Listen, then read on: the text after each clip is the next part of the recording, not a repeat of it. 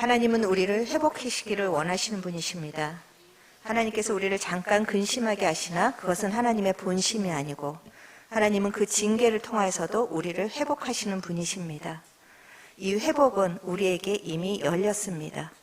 예수님이 이 땅에 오셔서 이제 우리에게 회복이 있음을 선포하시기 시작하셨고 우리는 예수를 믿는 순간 이미 우리에게는 회복의 문이 열린 것입니다. 우리가 이 회복의 문이 열렸는데 그럼 삶 속에서 어떻게 하면 이 회복을 내가 실질적으로 경험할 수 있을까? 우리가 지난 시간에는 주님을 갈망하라. 갈망이 가장 큰 능력이라고 나누었습니다. 정직한 마음 그대로, 있는 모습 그대로 주님 앞에 모든 것을 맡기면서 주님만이 필요합니다. 그렇게 주님을 갈망하고 나갈 때 우리의 삶 속에는 반드시 회복이 일어날 것입니다. 이 어떤 능력보다도 큰 갈망, 주님을 향한 갈망. 그래서 오늘도 우리는 그 은혜를 향하여서 이 자리에 모였습니다. 차도 막히고 여러 가지 어려움들이 있지만 그 은혜를 갈망하기 위해서 이 자리에 오시지 않았습니까? 오늘 그 은혜를 마음껏 정말 하늘로부터 마음껏 부어주시는 시간이 되기를 간절히 축원합니다. 그런데 우리는 그 은혜라는 단어가 참 추상적으로 알고 있습니다. 은혜, 현실적으로 형통되는 것을 생각할 때가 더 많이 있습니다. 은혜라는 그 추상적인 말 속에 나의 바람대로 됐으면 좋겠고 삶이 그래도 좀 형통했으면 좋겠고 무의식 중에 우리는 그것을 은혜라고 생각을 하고 있습니다. 그런데 구약에서 그 은혜라는 단어를 쓸 때 거의 대부분의 그 용어는 자비라는 뜻을 가지고 있습니다. 다윗은 지금 그 광야에서 너무나도 공고한 삶을 살면서 시편을 많이 줬습니다. 그런데 다윗이 그 공고한 삶 속에서 앞이 보이지 않고 억울하기도 하고 어떻게 살아가야 되나 두려운 그 삶 속에서 다윗이 그 시편을 썼을 때 그가 항상 핵심적으로 붙잡았던 하나님의 성품이 있습니다. 그것이 은혜입니다. 그런데 그 은혜라는 것이 구체적으로 무엇인가? 우리가 시편 86편 15절에서 16절에 보면은 다윗이 그 공고한 상황 속에서 이제 하나님께 그렇게 기도를 합니다. 하나님, 주는 긍휼히 여기시며, 여기서 긍휼히 여기시다라는 그 히브리어 원어가 라훔이라는 단어입니다. 자비라는 뜻을 가지고 있는 단어입니다. 그리고 은혜를 베푸시며, 근데 여기서 은혜 역시 한눈이라는 히브리어로 자비를 이야기합니다. 그리고 또 주의 종에게 힘을 주시고 주의 여종의 은혜를 베푸시며 노하기를 더디하시며 인자와 진실이 풍성하신 하나님. 여기서 인자는 여러분이 잘 알고 있는 헤세드. 헤세드라는 말도 자비라는 뜻을 가지고 있습니다. 그리고 또 16절에 보니 내게 은혜를 베푸소서. 여기서는 또 새로운 단어를 씁니다. 하나니라는 그런 히브리어 단어를 쓰는데 그것도 또 자비라는 뜻을 가지고 있습니다. 다윗이 하나님의 성품을 붙잡는데 자비를 베풀어 주시고 자비를 베풀어 주시고 4번이나 강조해서 지금 자비를 베풀어 달라고 기도를 하고 있는 것입니다. 그렇기 때문에 우리가 그 히브리어를 다 보면 은혜라는 단어 속에는 거의 다가 자비라는 뜻을 가지고 있고 또 특히 헤세드라는 그 단어 안에는 깊이 사랑하다, 자비 이 두 단어가 동시에 가지고 있는 단어입니다. 그렇기 때문에 은혜의 본질은 긍휼입니다. 사랑의 본질도 긍휼입니다. 하나님의 긍휼이 움직일 때 우리는 회복될 수 있다라는 것입니다. 오늘도 마가복음 6장 34절 그 예수님께서 오병이어를 일으키신 동력이 무엇입니까? 불쌍히 여기셔서. 8장 또 2절에 보면 칠병이어를 일으키신 동력이 무엇입니까? 불쌍히 여기셔서. 우리가 기도를 열심히 했기 때문이 아니라 주님이 불쌍히 여기셔서 우리의 기도를 들으시는 것입니다. 우리가 무엇인가 잘해서가 아니라 주님이 불쌍히 여기셔서 우리가 자격이 없는데도 은혜를 베풀어 주시는 것입니다. 그렇기 때문에 은혜는 불쌍히 여겨주시는 주님의 마음이고 우리가 간절히 구해야 될 것이 이 긍휼이라는 것입니다. 특별히 주님은 오늘 그 마가복음 6장 34절에 보니까 무엇을 불쌍히 여기셨다고 합니까? 목자 없는 양과 같은 상태를 불쌍히 여기셨다고 합니다. 목자가 없는 양이 어떤 상태에 있습니까? 어디로 가야 될지 모릅니다. 위험이 와도 방어할 능력이 하나도 없습니다. 방향 감각도 잃어버리고 야생동물에게 찢겨질 위험도 있고, 그래서 주님이 우리를 불쌍히 여기신 것은 돈이 없어서가 아니라, 건강이 없어서가 아니라, 내가 지금 없다라고 스스로 자기 염려 속에 빠지는 그것 때문이 아니라 목자가 없는 것이 주님이 우리를 불쌍히 여기셨다고 합니다. 그리고 그 목자가 없는 상태를 더 구체적으로 이야기한 것이 마태복음 9장 36절. 목자가 없는 인생을 무엇이라고 표현하고 계십니까? 고생하고 유리하였다. 여기서 고생했다라는 그 원어는 갈기갈기 찢겨졌다.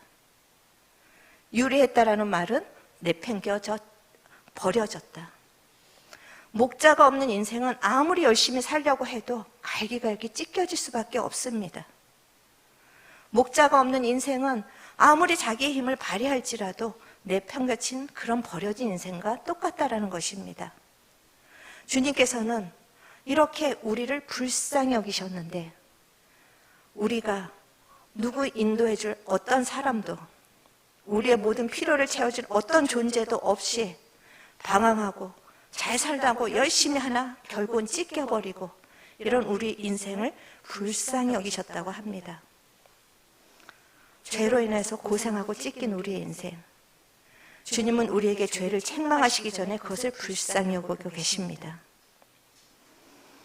그런데 여기서 불쌍히 여기다라는 헬라어 단어는 그냥 동정심, 우리가 지나가는 거지를 불쌍히 여기던 그런 동정심의 단어가 아닙니다.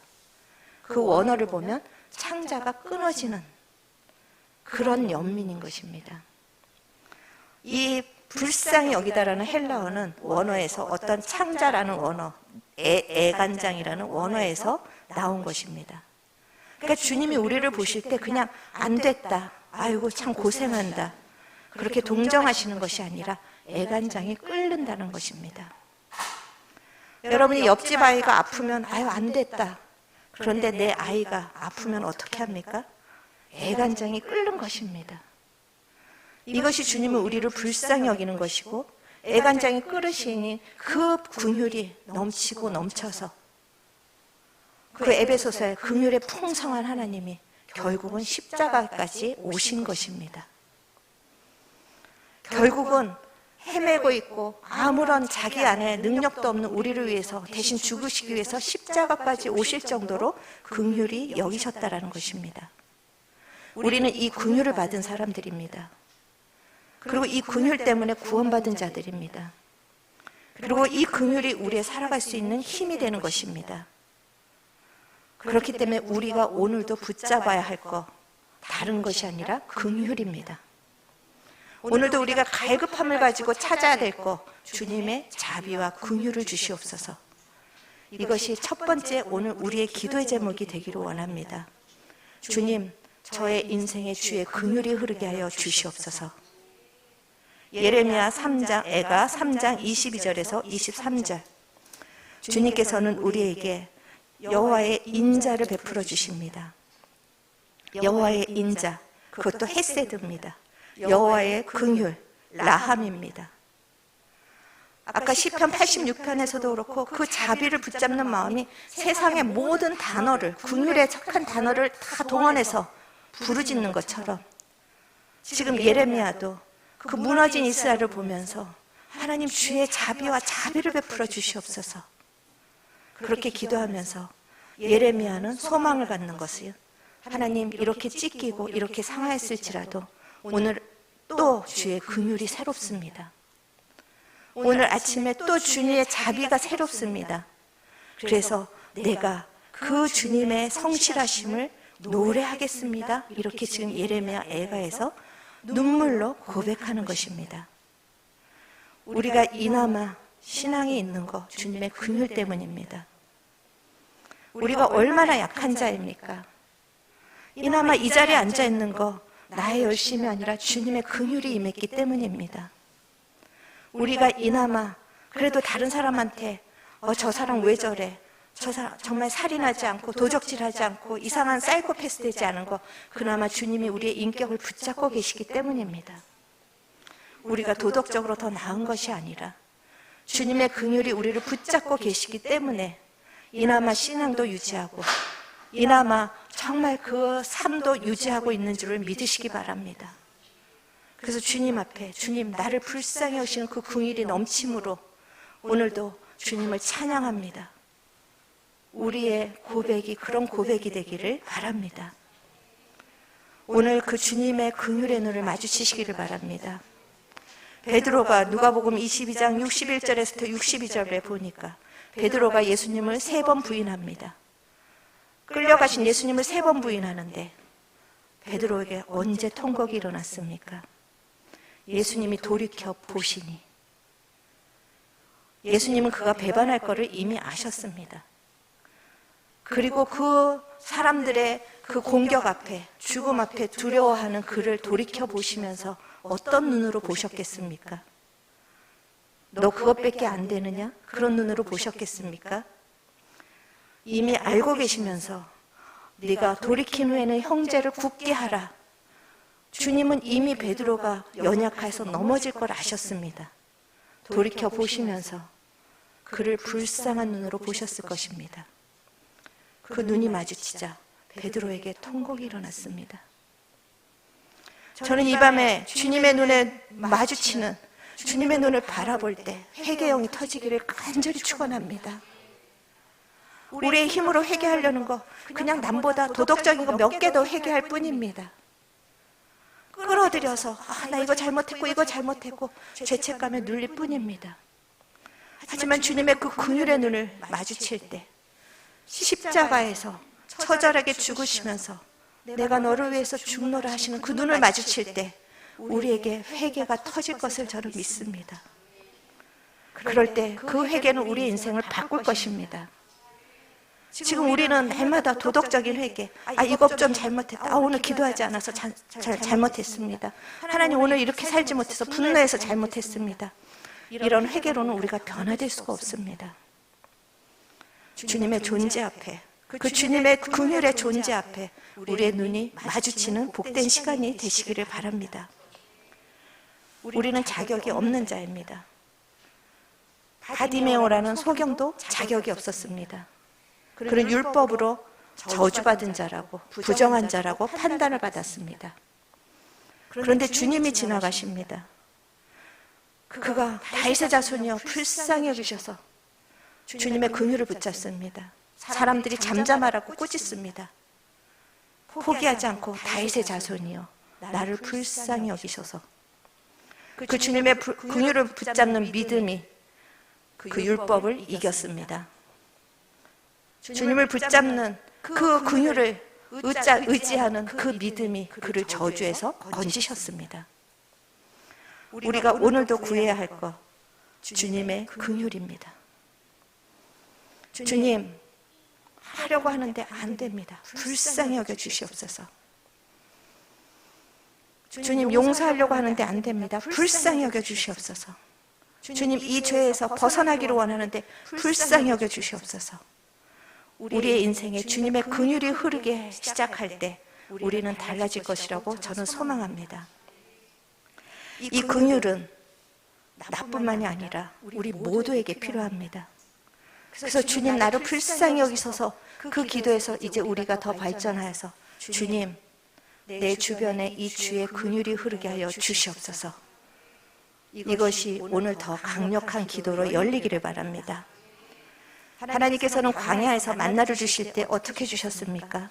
하늘에서 부어주셨습니다. 하늘에서 부어주시면 사람들이 그 만나를 먹었습니다. 그런데 오늘 오병이어나 칠병이어에서는 그 방법을 사용하시지 않습니다. 하늘에서 그 5,000명을, 여자까지 치면 10,000명이 넘는 사람을 먹이고도 충분히 넘치게 하실 수 있는 능력이 있으신 분입니다. 그런데 만나처럼 하늘에서 내려주신 것이 아니라 주님은 어떤 방법을 택하셨습니까? 제자들에게 나누어 주라고 하십니다. 오병의 기적을 축사하시고 제자들에게 떼어주면서 이것을 너희들이 나눠줘라. 그럼 제자들이 그것을 뗄 때마다 거기서 빵이 생깁니다. 또 뗄 때마다 물고기가 생깁니다. 주님은 주님의 긍휼을 제자들이 행하기를 원하셨습니다. 이제 우리는 다른 사람을 불쌍히 여기시는 주님의 이 마음을 나눠주는 자로 부름받은 것을 믿으시기 바랍니다. 주님의 마음을 나눌 때 기적이 일어날 것입니다. 주님의 긍휼을 흘려보낼 때 그곳은 바로 회복의 장소가 될 것을 예수님의 이름으로 선포합니다. 우리가 살 길은 서로 불쌍히 여기는 것밖에는 없습니다. 마가복음 5장 7절 긍휼히 여기는 자는 복이 있나니 그들이 긍휼히 여김을 받을 것이로. 야고보서 2장 13절 긍휼을 행하지 아니하는 자에게는 긍휼 없는 심판이 있으리라. 긍휼은 심판을 이기고 자랑하느니라. 긍휼히 여기는 자는 자기가 긍휼히 여김을 복을 받습니다. 내가 다른 사람에게 긍휼을 흘려버리는 것은 나만 사는 것이 아니라 다른 사람을 살리는 것입니다. 내가 다른 사람을 심판하면 그 심판이 다른 사람을 죽이는 것뿐만이 아니라 나를 죽이는 것입니다. 그래서 긍휼을 행하지 아니하는 자에게는 긍휼 없는 심판이 있으리라고 주님께서 분명하게 말씀하십니다. 그러나 나도 살고 상대방도 살고 모두가 사는 방법 오직 긍휼밖에 없습니다. 긍휼이 심판을 이기고 자랑하느니라. 여러분의 모든 인생이 심판을 이기고 자랑하는 그런 긍휼의 인생이 되기를 주님의 이름으로 축복합니다. 그래서 이제 하나님, 저 실력으로 살아가려니 얼마나 불쌍합니까? 판단하는 자리에 여러분의 긍휼이 흘러가게 하시옵소서. 여러분이 정말 어떤 때는 교육자들을 비판할 때도 있고 판단할 때도 있는데 물론 맞습니다. 실력이 부족합니다. 그렇지만 하나님, 저 실력 가지고 저 인격 가지고 목회하려니 얼마나 힘들겠습니까? 불쌍히 여겨주십시오. 그럴 때 저희 교회가 살아날 것입니다. 교육자들은 어떻습니까? 제가 성도들에게 일일이 죄는 이것이다 계속해서 죄에 대해서 각성시키고 정말 어둠에 대해서 계속해서 분류하고 지적하지만 여러분, 제가 혼자 있을 때 하나님, 실력이 없으니까 불쌍히 여겨주셔서 그냥 고쳐주세요. 그런 기도하고 있는 거 여러분이 아십니까? 제가 여러분에게 죄에 대해서 이건 죄야, 이건 어둠이야 이렇게 하지만 가르치는 것으로 여러분이 변화되지 않는다는 것을 저는 압니다. 그거는 여러분에게 기준만 놔줄 뿐이고 방향만 제시할 뿐이지 우리 교육자들이 하나님, 그 성도 불쌍히 여기십시오. 그걸 지킬 만한 실력이 안 됩니다. 하나님, 지금 너무나 힘듭니다. 그 긍휼이 움직인다라고 저는 믿습니다. 여러분의 가정에 서로 배우자를 향해서는 어떻습니까? 그 사람이 나를 이렇게 했고 저 사람이 그렇게 했고 문제고 긍휼이 여러분의 가정을 바꿀 것입니다. 긍휼이 이 사회를 바꿀 것이고, 그래서 우리는 이제 정말 긍휼을 풀어내는 사명을 받으시기를 바랍니다. 오늘 마가복음 6장 37절에서도 주님께서 이렇게 말씀하십니다. 너희가 나눠주어라. 먹을 것이 없다고 하는데 너희가 나눠주어라. 그런데 제자들은 그때 패닉 상태에 옵니다. 자기네가 뭘 가졌는데, 아니 이 빈들에서 뭘 나눠줄 것이 있다고 우리에게 나눠주라고 하십니까? 그런데 41장 마가복음 6장 41절에서는 주님이 나눠주라 할 때 그들은 빈손이 아니었습니다. 그들의 손에 뭐가 들렸습니까? 주님이 나눠주신 오병이어의 부스러기가 들려 있었습니다. 그럴 때 그들은 믿음으로 그것을 나눠주고 5,000명이 먹고 12강주리가 넘치는 기적이 일어난 것입니다. 하나님, 저는 긍휼이 없습니다. 아니요. 우리 예수를 믿는 순간에 우리 안에는 예수님의 DNA가 들어왔습니다. 우리에게는 긍휼이 있습니다. 그것이 부스러기일지라도 우리에게는 이미 긍휼이 심어졌습니다. 그것을 이제 믿음으로 나누시기를 축복합니다. 따지지 마십시오. 이건 이렇고 믿음으로 긍휼을, 그 쬐끄만 정말 그 아직 발달되지 않은 내 안에 그 작은 예수님의 긍휼이 여러분이 나눌 때마다 그것이 배가가 되고 나눌 때마다 그것이 넘치는 역사가 일어나기를 원합니다. 특별히 관계에 묶이신 분이 있습니까? 먼저 긍휼을 베푸십시오. 이 말씀을 듣는 여러분이 먼저 긍휼을 흘려보내십시오. 그 관계가 언젠가는 풀어질 것입니다. 긍휼은 심판을 이기고 자랑하느니라. 우리도 그 하나님의 긍휼을 받을 때 심판을 이기는 자가 되는 것입니다. 우리가 하나님의 긍휼을 받을 때 우리는 더 이상 저주에 묶인 자가 아니라 우리는 복에 충만한 자로 새롭게 선포되는 것입니다. 이제는 그 긍휼을 나에게만 초점을 맞추지 마시고 이제는 여러분이 제자처럼 그 긍휼을 떼어주시는 분이 되시기를 축복합니다. 그래서 여러분의 가정에 모든 비난의 영과 분열의 영이 떠나가고 여러분 한 사람을 통해서 긍휼이 흘러갈 때 그들이 다 회복되는 기적이 나타나게 하여 주시옵소서. 이 교회에 하나님 서로가 정말 판단하고 비교하고 정죄하는 것이 아니라 하나님 교회에 긍휼의 영이 흘러가게 하여 주시옵소서. 나 한 사람을 통해서 흘러갈 때 이 교회가 살아나게 하여 주시옵소서. 하나님 정치가들 보면 아무런 소망이 없습니다. 야당이고 여당이고 누가 정말 소망이 있습니까? 하지만 이 나라를 불쌍히 여겨 주시옵소서. 우리의 오늘 이 밤의 기도가 나라의 긍휼이 흘러가게 하는 기도가 되기를 축복합니다. 하나님 북한에 긍휼이 흘러가게 하여 주시옵소서. 하나님 그래서 우리가 그 긍휼을 흘려보내는 곳마다 하나님 살아나게 하여 주시옵소서. 이 땅에 긍휼이 강같이 흐르게 하여 주시어서 하나님 회복시키시는 역사가 넘치게 하여 주시옵소서.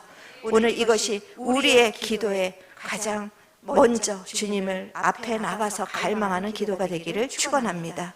우리 같이 말씀을 생각하시면서 찬양하고 또 기도하는 시간 갖기로 하겠습니다. 우리는 실력이 없습니다. 내가 나를 자꾸만 실력을 키우려고 하지 마시고 먼저 주님의 긍휼을 체험하십시오. 그리고 그 체험으로 그 긍휼로 여러분의 인생을 가득 차게 하여 주시옵소서. 그래서 그 긍휼이 내가 애쓰는 것이 아니라 넘치고 넘치게 흘러가게 하여 주시옵소서. 그런 마음으로 같이 찬양하시고 또 기도하시겠습니다.